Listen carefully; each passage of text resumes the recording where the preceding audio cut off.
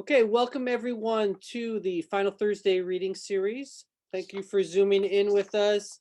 It would have been too cold to be outside, even if we could have gotten everyone in from Indiana for tonight. So, uh, what we'll be doing, having a few announcements at the beginning of the session. Then I will turn things over to Chelsea and Mark, who will be reading, and we will have some time at the end for some questions. Um, if you have questions as they come to you, feel free. You can put them in the chat or the Q&A. That'll be so we can get to them at any time. Plan is to get out of here in an hour because that's about all I'm good for on Zoom. I can do an hour, and after that, it kind of slides down. So imagine you might be with me on that. All right, so first, I'll turn things over to Sherry Huber-Otting from the Hearst Center for the Arts, where we normally would be tonight, to make a few announcements about what's happening at the Hearst. Thanks, Jim. Yeah, this is Sherry, the programs coordinator at the Hearst Center. There's a couple online events that people that are in this webinar might be interested in checking out. Our lunchtime concert series is coming up on the second Friday of the month, February 12th. We're going to have Jean Hilbert. She does classical piano, and that will be at noon on that date. And she writes a lot of her own music too, and it's an excellent show. Also, we're doing an artist talk with the artists at the Red House, which is next door to the Hearst. There's 3 artists that are going to talk about their work and how they work at that studio. And that will be on February 23rd from 6 to 7 p.m. You can go to thehearst.org or our Facebook page to find out more. Thanks, Jim. All right. Thank you, Sherry. I will remember how to do this. I will put you back in the regular room. I cannot remember how to. Oh, wait, here we go. I think I can remember how to do it now. Okay.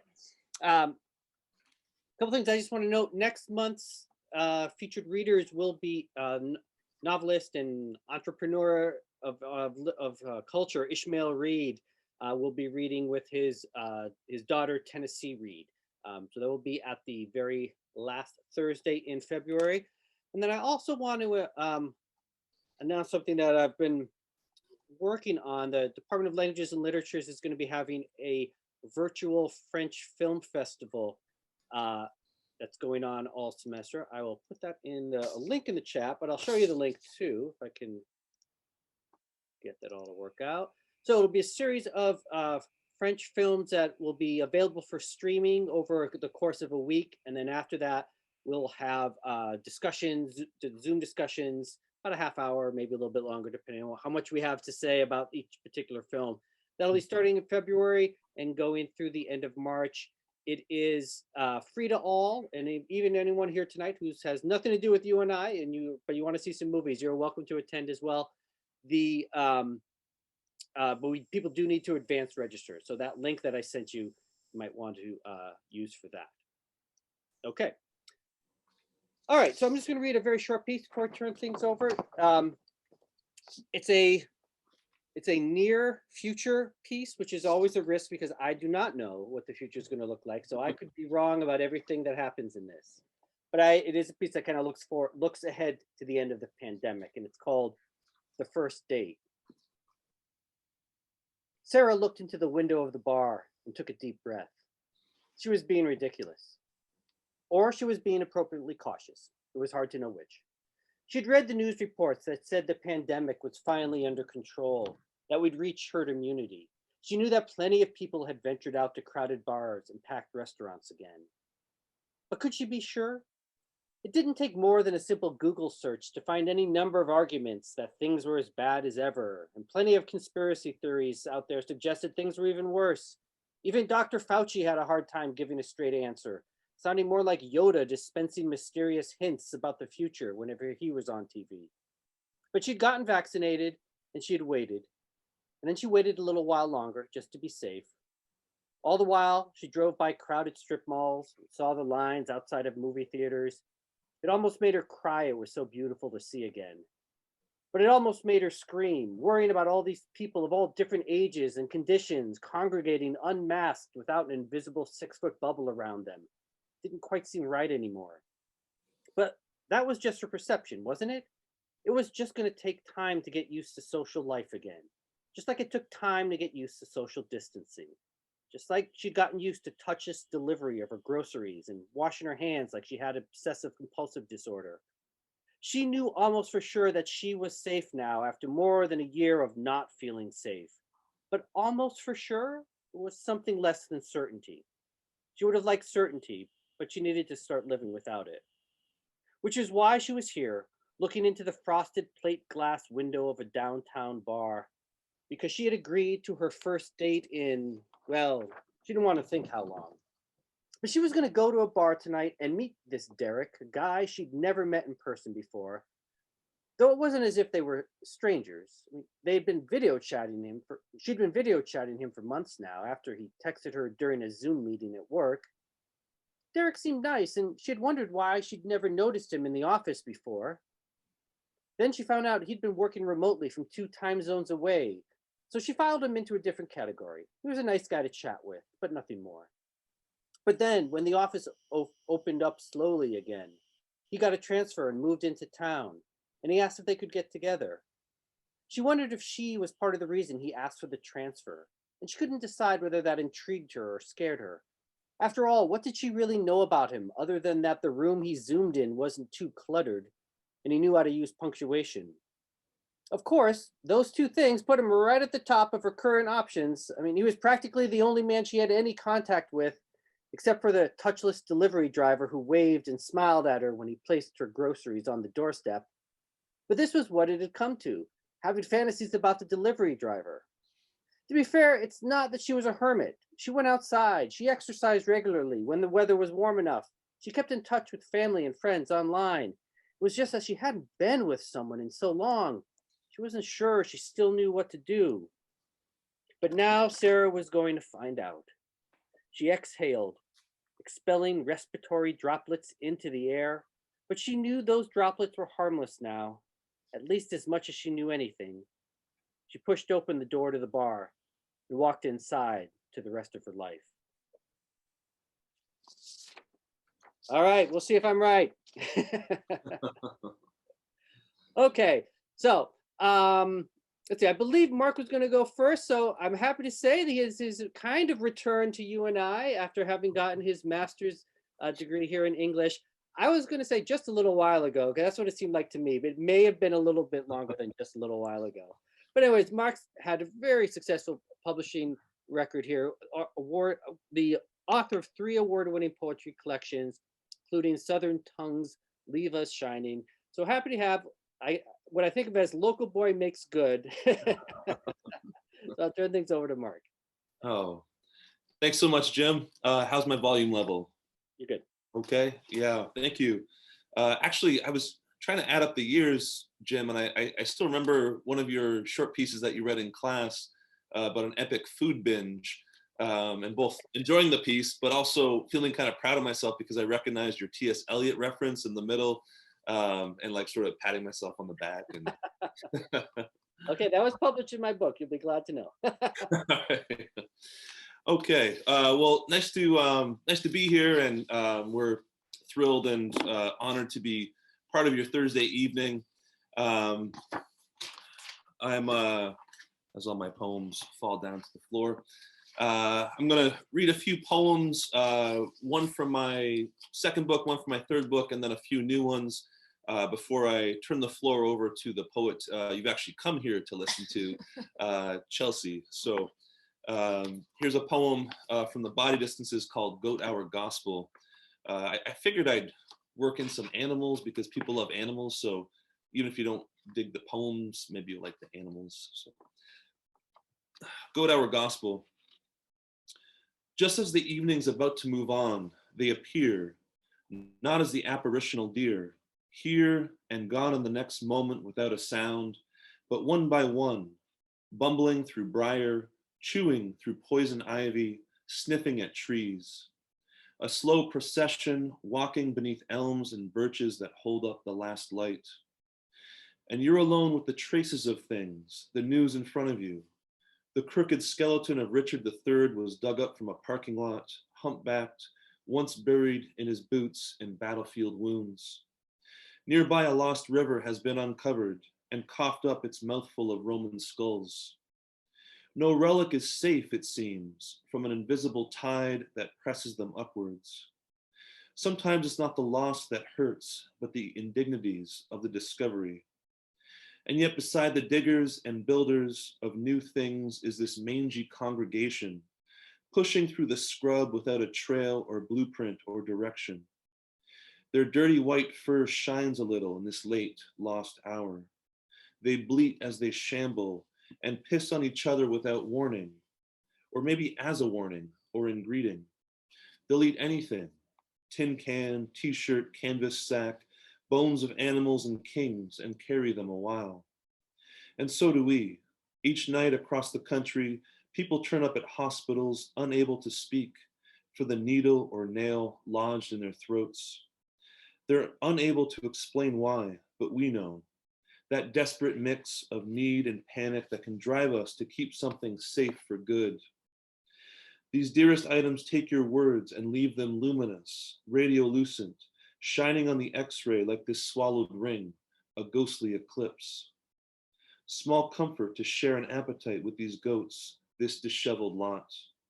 But a comfort too, to know that some things will be saved from the soil, rescued from time's indignities, if only for a little while, and by these scruffy reliquaries.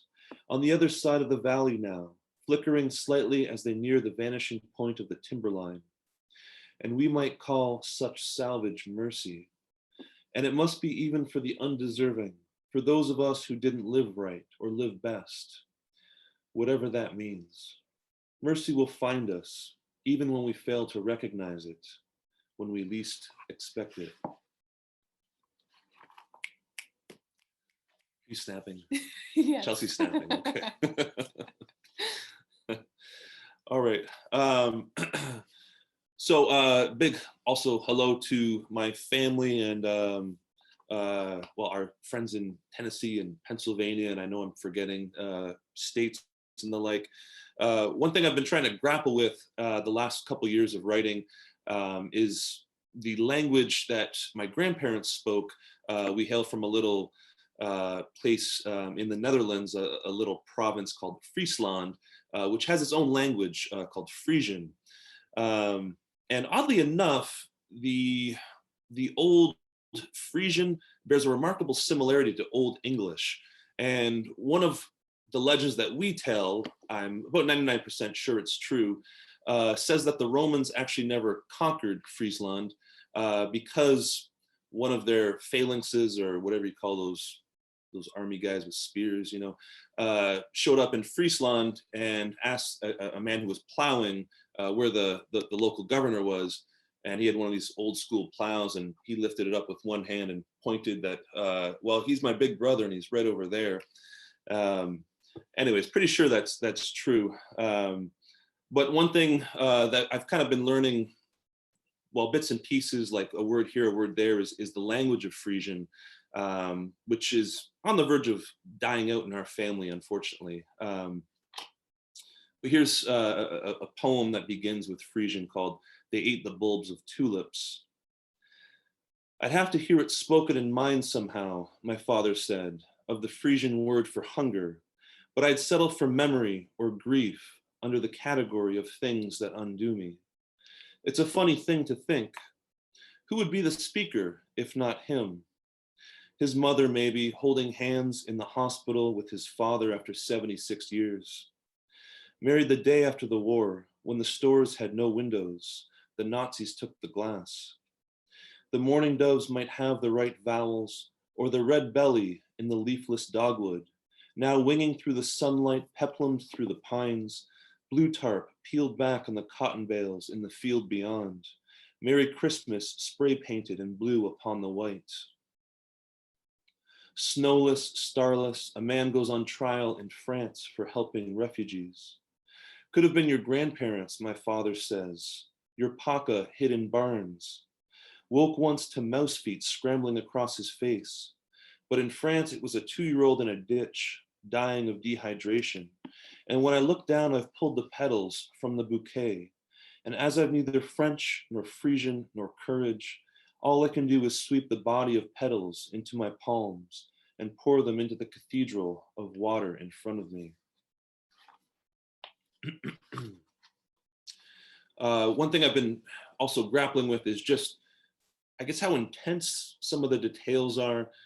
So for example, my grandmother's father was a butcher, and during the war was forbidden to slaughter the animals, and so they would just kind of take whatever they wanted, right? The Nazis. And one of the stories I'm fondest of is, I guess, my great grandfather slaughtering nonetheless, and just the mechanics of that, the logistics, I guess, of trying to figure out, well, how do you silently slaughter something without any evidence? And the story of my grandmother hiding a sheep's heart in her bed, which I've always loved as well. So here's one more from Southern Tongues, my most recent one. It's called Prayer for This Day. Through scrub pine and river hickory trees, shafts of sunlight fall sharp as a needle. If the adrenaline's the open page on the table, which says, often and often, Father, you would appear to me, your sad shade would appear.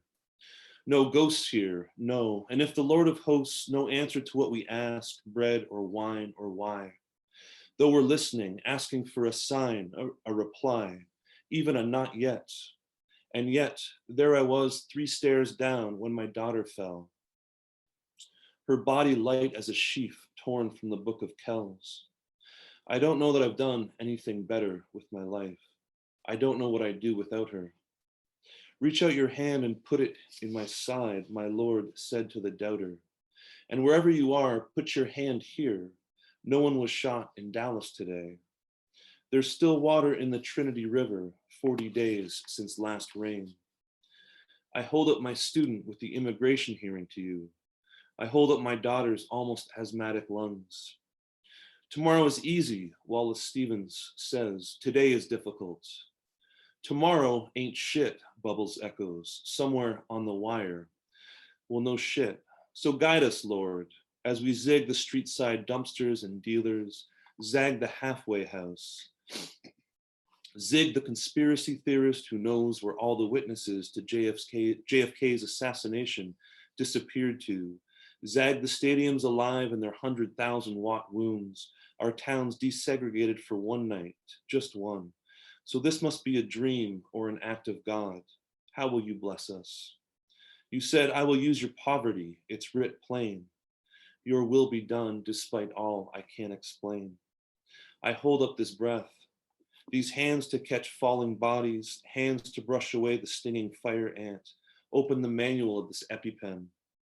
Close your fist around the auto injector. Don't close your eyes. So this one time, I know I said that was the last poem from this book, but I'll just read one more. This one's, I think, a little bit less esoteric, maybe a little bit more narrative. So this one night in Oxford, Mississippi, Chelsea and I were drinking moonshine with a Teamster who was working on a TV set in Memphis, I think. Yeah. Yeah. So he was regaling us with stories. Josh and Christy were there, and they're on Zoom. Oh, that's right. Yeah. Josh and Christy, y'all were there. So anyways, I kind of tweaked a couple details, but the heart of this story is true, whatever true is. String theory. You should know how to jump a car and how to change a tire, my father once told me. To that, I'd add where to buy the best shine in town, which is always out of someone's trunk. In Oxford, look for an 89 Cherokee, rust-mottled white and tinted dark as ink. Because a woman named Chaz will sell a jelly jar with hardly a charcoal speck. She's a disciple of string theory, not the one that says strings send their 2D world sheet through space-time, whatever that means. One candidate for the theory of everything, but the shine version. She plays an old violin in a barn to the sealed jars and a horse named Bill. They don't have ears, she says. Maybe the vibrations soften the shine some. She's got her own set of must-knows. How to make an easy grand hauling cigarettes across state lines. How to grow your own blue corn for the stuff. How to kick the other stuff. Blue flame, burn spoon. Dying horse or heroin. The appetite goes first, she says. You should know what it's like to bury a horse, to spend a morning digging a piano-sized grave for 20 cents. 3 jars in, she tells me something. We wrapped chains around one that got stuck in a drinking hole. Her rump in the air, chunks of horse flesh missing, coyotes we'd hear at night as we drifted off to sleep. When the chains tightened as the tractor heaved, the mare's belly gave, and her body was pulled from a womb-wet colt. You should know some things stay with you the rest of your life.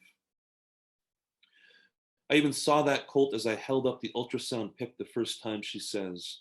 The birth of your firstborn will wreck every part of you. And I know this. I've held that picture in my hands. I've heard that heart, that stunning wing beat on the speaker, that otherworldly whistling, like hearing a helicopter underwater or talking to a friend on the phone when he's in freefall. I should know by now I'll never know all the strings that pull me this way or that. I mean thirst and history, mistakes and all. I mean the way we become our parents. So I know enough to know I don't know shit. But that heartbeat, that unborn heartbeat did to me what the late train horn does to the plains, what the blood moon does to midnight. This week of her first dreams, body in golden mean proportions already, like Chaz's violin. Zeising once measured the body and found a 3:2 ratio in length, which is a perfect fifth on a scale. So who sang us into being? Who first struck our hearts into rivering with a few slides along the strings? Even this beauty is an eyelash next to the end we share. All I see, all I hope to, is a length of days past mine when I look hard at the ultrasound clouds, at the face upon the waters. The way Chaz looks at the sun too long sometimes, so the burned spots spark, then coalesce, until a blue-black colt walks out of the sun. Kind of choking up a little bit, I know. thinking about wheeze. Okay, a couple of new ones. So if anyone has any suggestions for a title for this one, this is a very brief poem, tentatively called Parade. One thing I've learned about kids, well, learned awful lot, I think, yet I know very little, is just the way they hold on to certain things. And a couple years ago, when our daughter Eloise was 2, when Giddy died, Almost, yeah. almost 2. So, you know, I don't know what she remembers, but she'll bring them up at odd times. And one thing I've noticed is that Giddy's appearance. Giddy was a dog. Oh, sorry. Giddy was our dog who died a couple years ago. But one thing I've noticed is that his appearance keeps changing and his mannerisms keep changing. You know, she slept in a crib, but she insists that Giddy loved to sleep in her bed and the like. And anyways, here's a moment that happened the other day that just, you know, sort of knocked me for a loop. Tentatively called Parade. If you have any suggestions for a title, feel free to chip in on the chat. Our son, by the way, is 2. From some forgotten corner or shelf of our rented house, perhaps beside the one where I keep my former country, and the few triumphs I've had melted down, my son dug out our dog's supper dish. A few years ago, his ashes met the air above town, and now parades around the house, wearing it as a crown. I took a couple of business classes last semester, believe it or not, MBA classes. And one thing I learned is just how bad at math I am, and all the math that I didn't even know existed. Like at one point, there were equations with a giant E. I don't know what that is. Anyway, so one day I just sort of got to doodling and worked on this poem across a few classes instead of doing, you know, big E math problems. This is called Nocturne, the Slope of a Moment's Curve. Autumn through the screen door, as if the season was plotted on a black graph, leaves on the air like scatter points. Eternity on the x-axis, thirst on the y. Or maybe it's prayer, does anyone know? The leaves are names, are hollows, or maybe all the words we have for later. the flight of something crying above us, the curve will follow, its slope pointing back to God's shadow, in sleep towards what will become tomorrow. Okay, I'll finish with just a couple more poems. I think I'm doing okay on time, possibly 2 minutes. Okay, all right. Let me finish with, well, take a bit of a chance here. Here's one that appeared in 32 Poems, one of our favorite magazines, along, of course, with the North American Review, where I used to work, and have since published a couple poems, which I was quite honored to do. So if you're listening, subscribe to both. Shoot, oh, there it is. Anyway, so I promised some animals, delivered with some goats.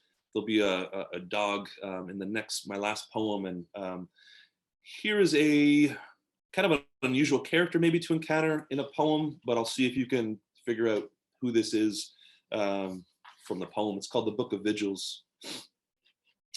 Even as I'm let out in chains beneath the lights of the big top and mount in my blue helmet, my tricycle again, even as I pedal out before the crowd who have never seen anything like this, who are waiting for payday, for their peanuts, for their children to grow old, I think again of the tulips, of the 10 years of dark they endure before breaking into root and stalk and cups of silk flames.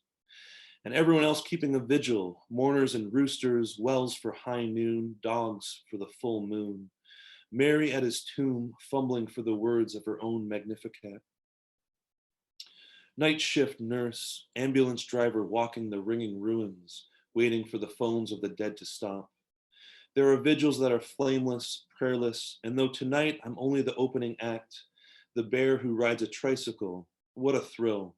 But one day the hand that holds the chain will be drunk or stoned or heartbroken, thinking of another's hair on a pillow.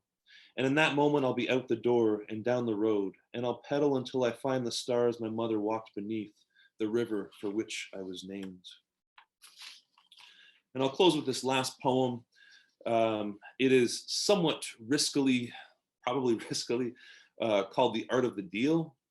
You might recognize that particular title as I imagine, a heavily ghost-written book by a certain ex-president. Anyways, it is not a sequel to that book, which I haven't read, full disclosure, but a kind of, I guess, a disagreement with one of the fundamental tenets as I understand it. So this is my last poem, but thanks again, Jim, for having us, and thank you all for being here. The Art of the Deal. It's while I'm at the vet to fill the script for thyroid pills. A woman sobs her way inside to drop a crate in front of the clerk and walk away without a word except forgive me, forgive me. She broke the deal we have with dogs. They'll love us all their days if we'll be brave enough to be there at the end we choose for them, although their bodies will say just when it's time. And if we leave, the vet will say, their eyes follow us out the door, each death a glimpse of our own. I've gripped that fur with shaking hands while the needle pierced the skin. The body in just a breath or two went slack. But I'll always be glad I was there at Giddy's end, as awful as it was, as much as I miss him. One more item on my list of things I'll never regret. Maybe one of the most important on there. One of the least is the fact that I have yet to read the book for which this poem's named, but I can take a whack at how it works, a one-sentence Cliff's Notes. Get everything from the other chump, give little or nothing in return. But what did I or Houston do to deserve the thief who stopped the car to leave the toddler strapped in back in the arms of the station attendant, who in turn saw in the young, uncomprehending face the face of his own son?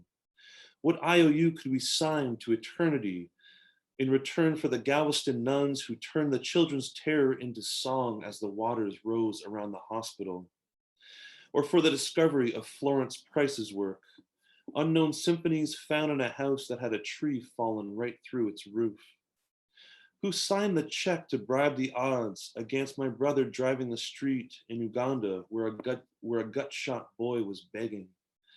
Delirious with malaria, he told us on Skype the boy then disappeared when he started to heal, Because, a villager said, his source of income was also vanishing. Then pointed to the tiny wings outside the netting that were shining and blinking in the light. The stars are so beautiful, they're flying. When I try to make sense of that boy's world, a few years older than my son, I stop. I cannot. I dream instead a ledger of ashes I could scratch and inscribe with the name of the priest who gave away his ventilator to a younger patient and died of COVID shortly after. How often mercies beyond voice or price, sometimes too small to see. How often I've longed to hold the hand that ushered my Uncle Mike into the door of a bakery and out of a parade of World War II prisoners. To serve even a day of the 5-year sentence, a homeless woman was given for using a fake address to send her boy to a better school. To bring a glass of water to the foreign jail for leaving water in the desert for migrants. I know the execution is so rarely commuted, the days so rarely redeemed. And yet sometimes grace arrives for the undeserving. A bone fragment starred in my ankle, conjured from nothing but pain, a brace for ruined ligaments. Concussions I've never been able to count, yet I've never forgotten my children's names. This morning, though, Grace is a bottle of blue thyroid pills and rain on the drive back from the vet. First rain in a month after morning fog, and my daughter in the drive when I return. I'm just in time to watch her open a yellow umbrella, a yellow that matches the daffodils, the 6-petaled ones, for the dog, then jump to splash a puddle, sending the world that bore her face into the air in 1,000 drops. For this, for her, I'll pay whatever you ask. Thanks, y'all. All right, thank you for that, Mark. That was great. That was all really hung together really well. Appreciate it. So I'm afraid we don't have the clapping icon on here. You have to do whatever. If you want to clap on the chat, you have to figure out how to recreate that as an emoji or something. So, all right. Next up then is Chelsea, who is author of 2 poetry collections, The Spinning Place, which won the 2018 Michael Waters Prize, and Mercy Spurs the Bone, which won the 2013 Philip Levine Prize. So, all right, thanks very much, and I will turn things over to you, Chelsea. All right, thanks, Jim. Look at what time it is. All right, keep track of time. Thanks everybody for being here, our family and friends, and maybe some students. I can't see everybody who's here right now on the screen, but I suppose that's the one silver lining of a Zoom reading is geography is not a barrier. So thanks for being here and spending your Thursday night this way. I'm going to start with a poem that is, I've called it sort of an enunciation.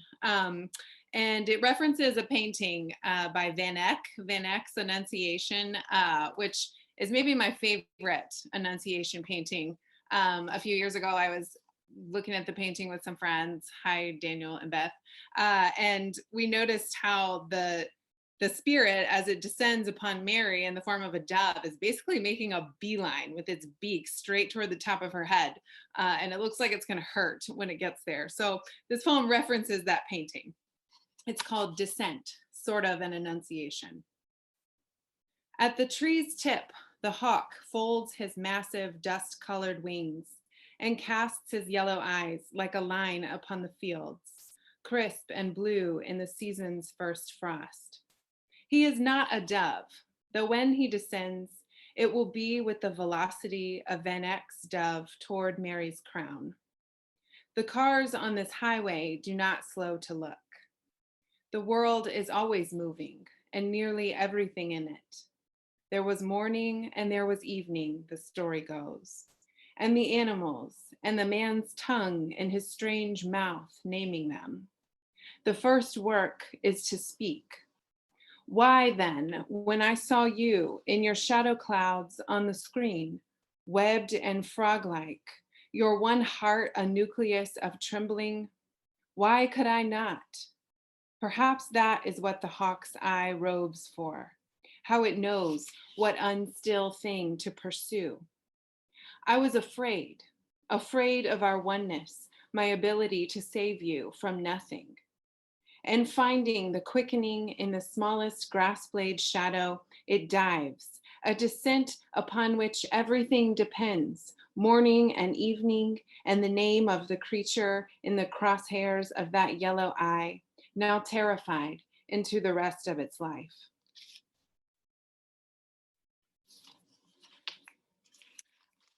I went to the University of Virginia for my undergraduate education. And while I never had Charles Wright as a professor myself, he teaches or taught there. He's retired now. He taught in the MFA program, and his advice spilled over down to the undergrad. So I was hearing, what Charles would say all the time. And one of the things that he would say that has always stuck with me is, if you go into your backyard and it's just your backyard, you may as well crack open another Budweiser. And this was meaning basically look harder at what's around you, see it more deeply, see the landscape more deeply. And this was easy in Virginia, but it was hard when we moved to North Texas, which is not really a beautiful place. And then same in Valparaiso, Indiana, where we live now, the winter is very difficult. So this next one I'm going to read, is kind of my attempt to make beautiful my least favorite season. It's called Lines Approaching a Birthday. Days of rain on piles of plowed snow, spumed black with grit. Then diluted sun and peony rumor, still unmoved in their silk slumber. For a long time, I believed the right words could make a thing beautiful. Maybe so. There is the low white plaster of cloud, February's unexalted architecture. It will open soon into blue rib vault, and I with it, open the way a spade opens earth, the way a crane opens a church. Sleep for now, child, like the tulip bulbs tucked in their dormant dark, sounded by cold rain. You by my chandelier heart. Oh yeah. Okay, Mark. The next couple poems I'm going to read share a theme. As Mark mentioned a few times, we have young kids, and one of the really rewarding ways that having young children has met with my writing life is just seeing them come into language and seeing them come into reading and love stories. So these next couple poems are kind of inspired by seeing my children learn to speak and learn to read and the kinds of things that they attach to. So this is called Via Negativa. She opens a book and with her tongue makes a kind of repetitive L sound, though this is only partly true, since her sounds are still free and wild, unscaffolded by alphabets. It is like L, but not. What does a dog say? I ask her, though at the same time, I wonder who decided babies should learn animal sounds right away, before even help or yes. She replies with something like thwack. She points out the window and blurts a sound that starts with B and somehow rhymes with push and mirage. Her babbles are little mirages of words. They shimmer with meaning and substance, but disappear into the ether between her mouth and my ear. Her mirage language will one day very soon be lost, word for word replaced with my imperial coaxing, dog, milk, book. Some say silence is the truest form of prayer, but I think it is this.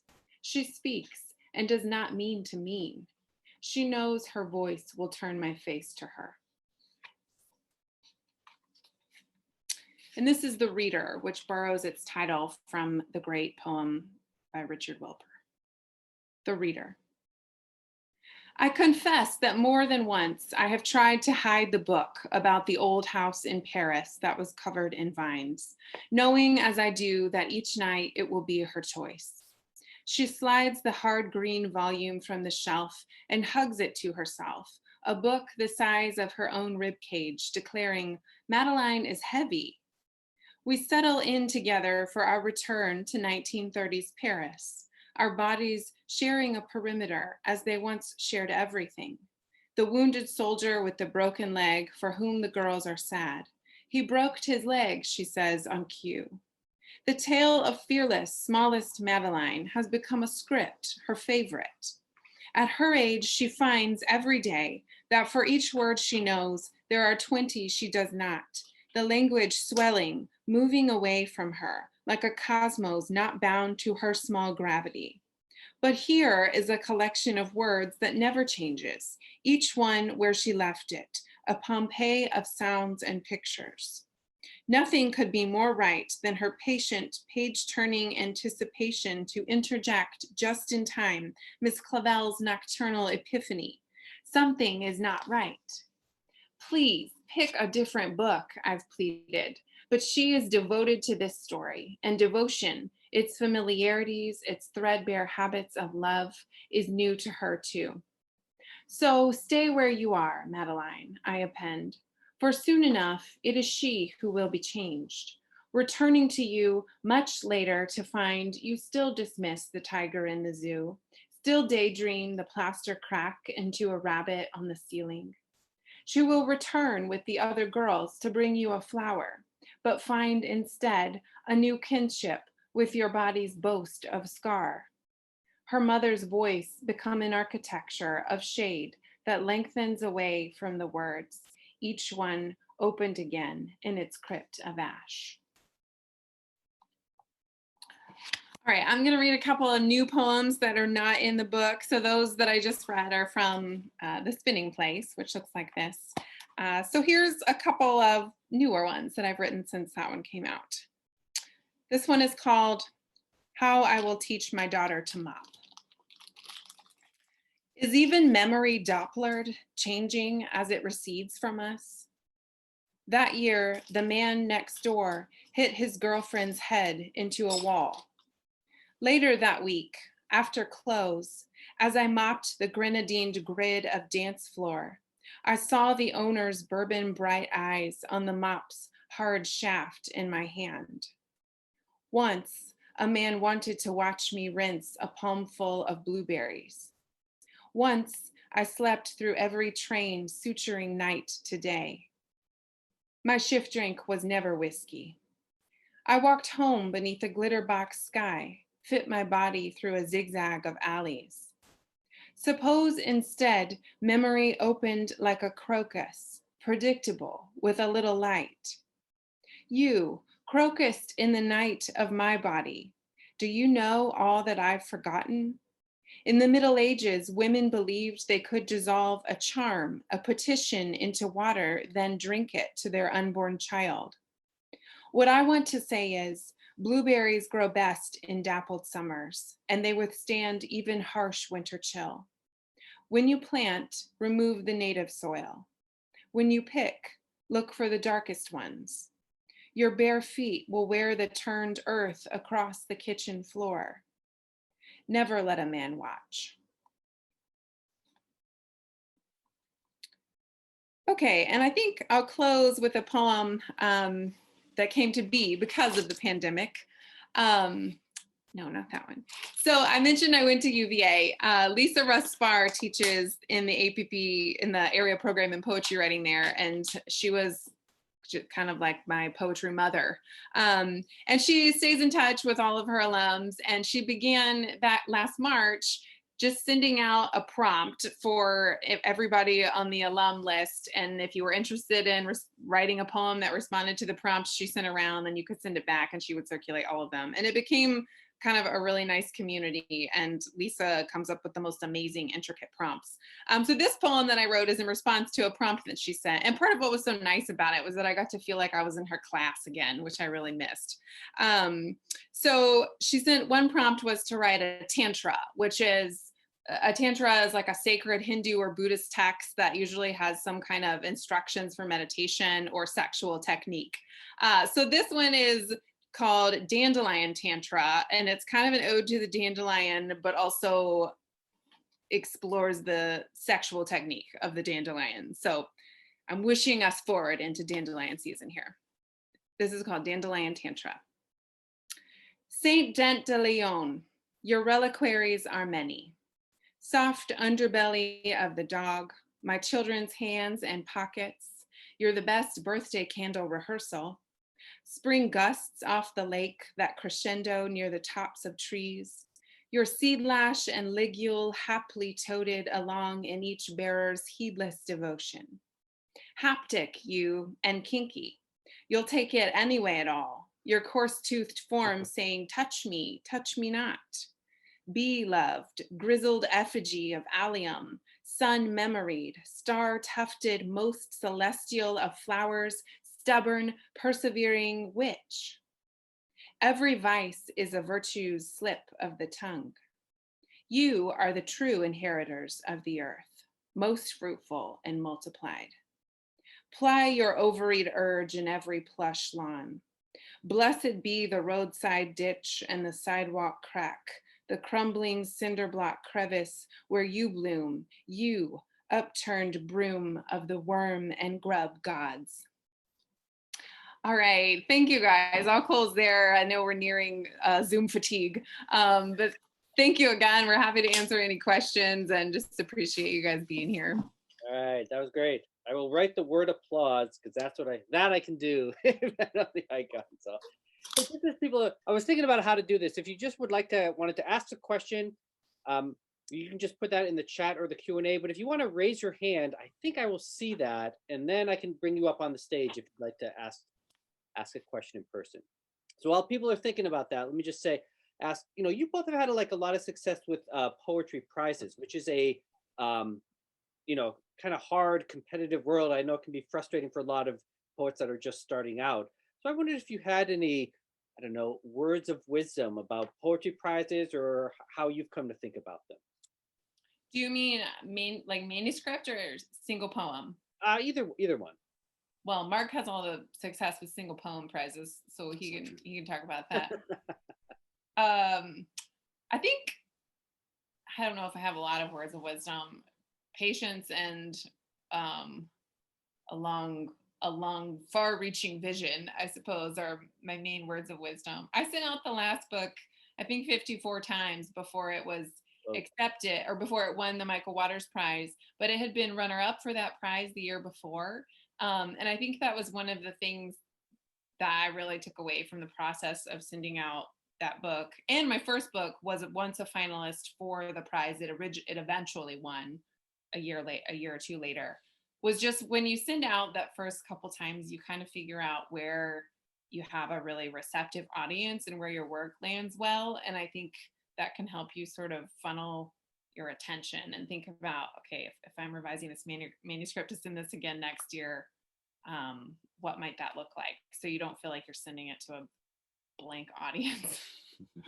Mark has a lot of success with single poem prizes. Well, that's pretty good advice. Actually, Southern Tongues was the runner-up or a finalist in the Red Hen Saltman Prize, and I resubmitted the next year. I think it was the runner-up actually.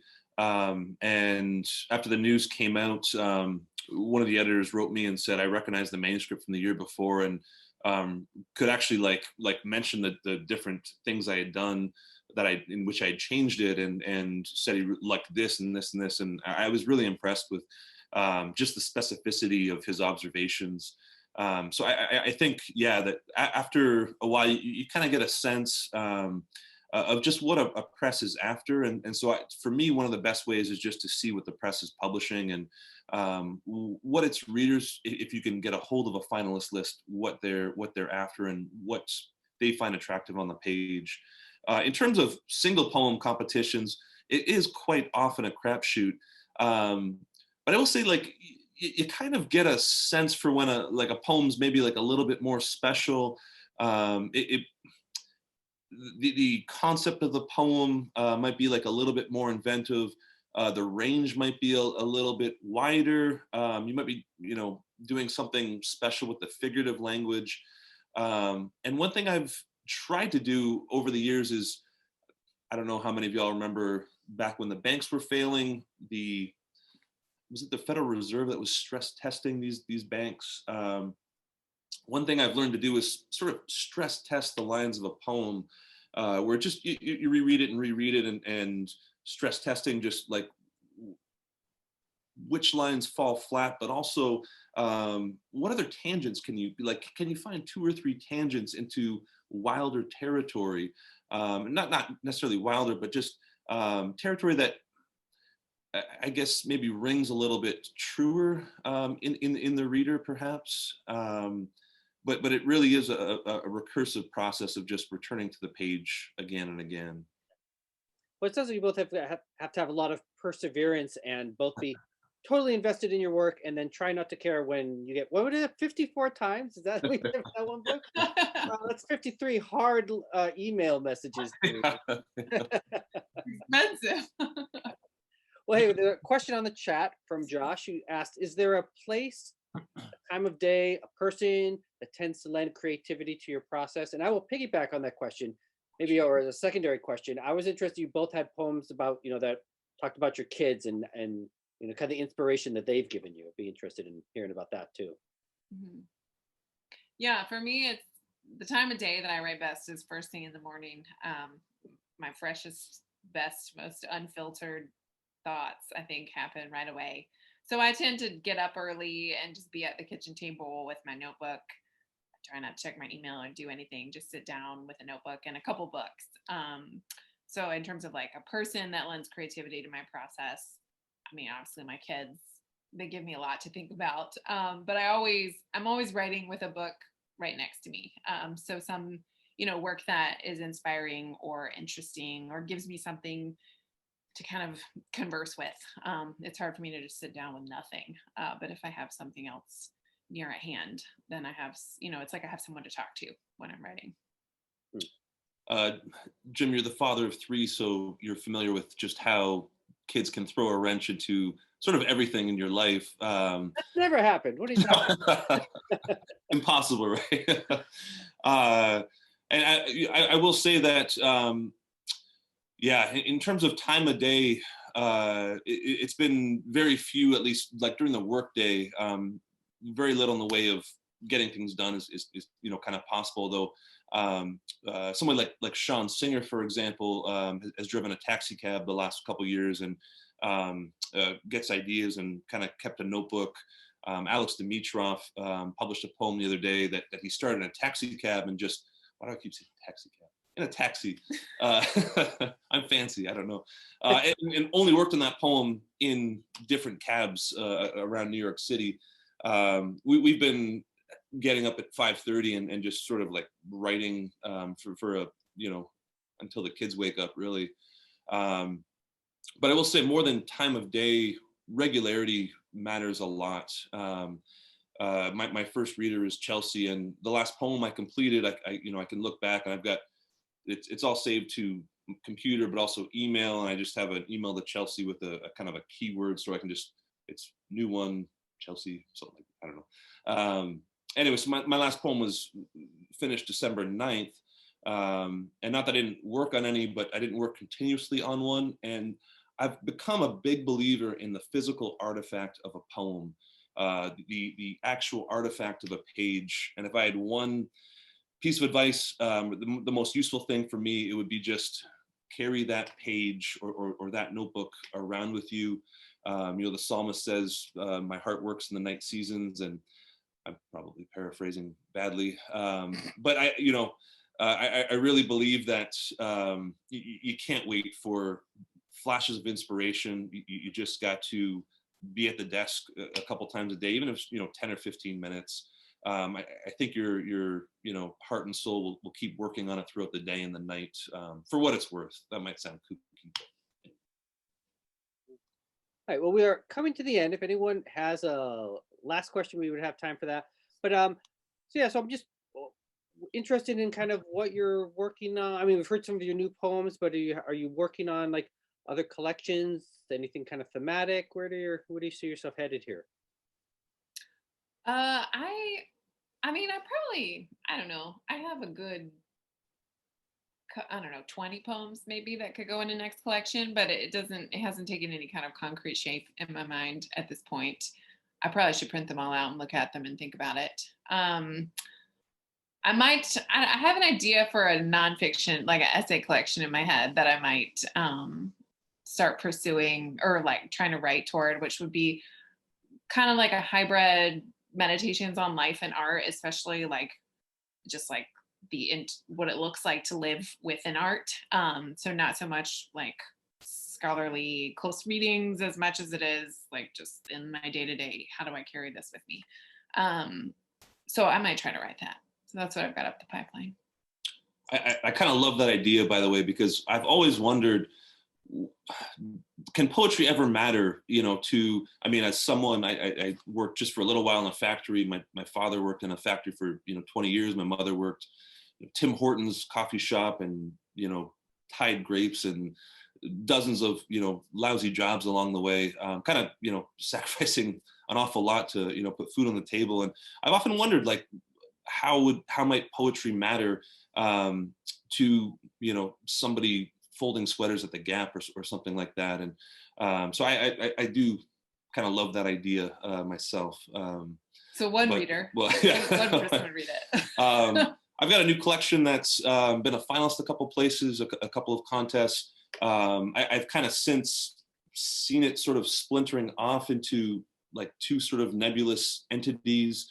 I also need to kind of, I think maybe put them up on a wall, or I've seen people, I've never done the clothesline thing where you put it up on a clothesline, and I love that idea, but so I should figure that out. And then I'm, let's see, 15,000 words into a YA novel that I'm writing with my dad. And we have a draft of basically sort of a detective novel that a draft is complete but needs significant revision. So I'm kind of working through that. It's a Canadian hockey player who turns towards detective work sort of thing. So definitely not vicarious living or anything like that. It's a tough guy, so it's not based on, any biographical details. But basically, I'm kind of working in the Grant Tracy vein, hopefully, sort of thing. So, yeah. Right. Hey, I see we have a last question from Vince. I'm wondering, since Vince was talking about his pandemic beard, I'll give him a chance if he wants to come up, invite him up here on stage to talk. Let's see if I can remember how to do this. So Vince, you don't have to turn on your camera, but you will have the option if you'd like to. Oh, Okay, I see the question now. I didn't see that. Wow, Vince, look at that beard, man. That's brilliant. Jeez. Wow. It's been some years. I know, here we go. There we go. Oh. Yeah. Hi. Hey. How are you, man? Jeez. So I was just, I had just sent in a question to Jim. First of all, I wanted to say that was a really wonderful reading from both of you. Thank you. I enjoyed it very much. No, I was just wondering if the two of you have ever thought about writing a book together. Poetry, nonfiction, and whatever it might be, but where you would sort of carom off each other and might be really interesting. I don't think I've ever seen a book like that. No, that's a good idea. We have not thought of that. I guess we'll have to, Mark's tried to get me to collaborate on poems before, but I always turn him down. But maybe on a book, I would think about it. Interesting idea though, Vince. I mean, that's be an interesting approach, I think. And yeah. I was gonna say we'll credit you with the idea if we do it. I was gonna say a Robert Haas and Brenda Hillman type of joint, but that's obviously, poetry gods, and we're, mere mortals, but grub gods. Grub gods. Yeah. Great suggestion though, Vince. Thank you. Yeah. Actually, I don't think I've seen you since. Yeah, a friend, Sorry, go ahead. Yeah. No, you go. I was just gonna say, I remember like running into you at AWP like maybe 6 or 7 years ago, and I don't think I'd seen you since. So, anyways, nice to see you again. Well, I over during quarantine, I just let the beard go, and then it came in white. I was so surprised. Yeah. No, I was going to say that a former classmate, an MFA classmate, and I wrote a corona of sonnets where we just alternated, just writing sonnets back and forth to each other about the pandemic, and it's called Corona: Virus. And so it's out there trying to get published right now. But I was just thinking that you guys could do something like that. Well, it'd be way easier because you live in the same house. Yeah. To write Might back be and forth, answering each other. Might be easier. We might be at each other's throats. I don't know. Yeah, you never know. So I will say, Julie and I also wrote a book together, so it can work. I will tell you that. True too, eh? Jeez. Luke Pingle and BJ Love do that. They write back and forth all the time for years now, maybe 15 years. I didn't know that. Mhm. I saw BJ a couple years ago, actually. Sorry. Susanna Nevison and Molly Brown have that book of essays out, In the Field Between Us. That with Persia, and that's like, I think, epistolary poems that they wrote to each other. Mm. I need to get that. Yeah, I haven't read that. I'm Yeah. embarrassed to say, but two fantastic writers, by the way. If y'all are looking for poets to read, Okay. Geez, great There's stuff. a third member of their group, but I can't think of his name at the moment. another guy that was a student during the time that you were here. Was it Aaron? Maybe. No, Aaron. Oh. Jim might know. I'm sure I do. I can't think of who it is though. Yeah. Barrett. Barrett was his last name. I'm really embarrassed because I supposedly know him well, but I can't think of his first name at the moment. Vince, I haven't taken, not that I can remember anyways, another class like the one you and Grant did, where it was a like graduate workshop, big workshop, but across both fiction and poetry genres. And I look back on that class with an awful lot of affection. That was kind of like a little like stadium of, I don't know how to describe it. Stadium of dreams, but that might be Old Trafford, Manchester United. But I remember the trepidation of having a piece up in front of everybody sort of thing. And anyways, yeah, that was an awful lot. We still do that class. We still do that class, though. I You don't. do? Grant and I have not collaborated on it. We've been teaching it, individually. It's Jonathan Barrett.